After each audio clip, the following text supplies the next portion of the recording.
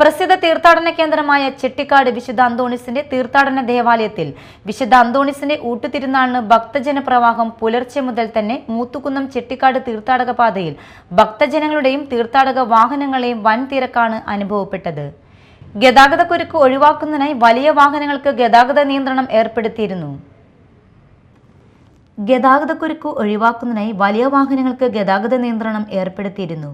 വിശുദ്ധ അന്തോണീസിന്റെ 3 തിരുശേഷിപ്പുകൾ സൂക്ഷിച്ചിരിക്കുന്ന ഏഷ്യയിലെ ഏക തീർത്ഥാടന കേന്ദ്രമായതിനാൽ വിശുദ്ധ അന്തോണീസിന്റെ തിരുശേഷിപ്പുകൾ വണങ്ങുന്നതിനും ഊട്ടുനേർച്ചയിൽ പങ്കുകൊള്ളുന്നതിനുമായി അയൽ സംസ്ഥാനങ്ങളിൽ നിന്നടക്കം നാനാജാതി മതസ്ഥരായ വിശ്വാസികൾ ചെട്ടിക്കാട് ദേവാലയത്തിലേക്ക് പ്രവഹിക്കുകയായിരുന്നു.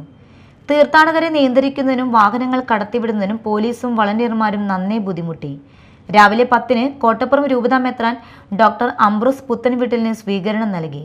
10:15-ന് പിതാവ് ഊട്ടുനേർച്ച ആശീർവദിച്ചു. തുടർന്ന് ഇടുക്കി കട്ടപ്പനയിൽ നിന്ന് വന്ന ബേസിൽ മാത്യുവിനും കുടുംബത്തിനും ആദ്യ നേർച്ച പിതാവ് വിളമ്പിക്കൊടുത്തു.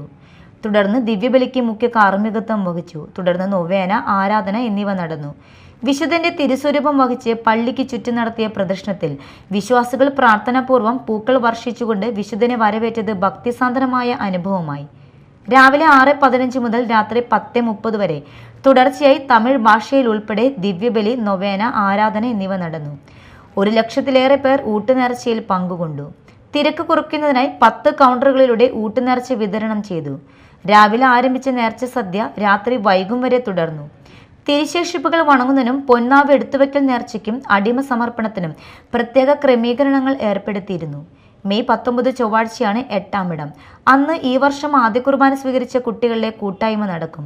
രാവിലെ 10-ന് തീർത്ഥാടകരുടെ ഭവനങ്ങളിൽ നിന്നും ആദ്യ കുർബാന സ്വീകരിച്ച കുട്ടികൾ വെള്ളവസ്ത്രങ്ങൾ അണിഞ്ഞ് ദേവാലയങ്ങളിൽ എത്തിച്ചേരും.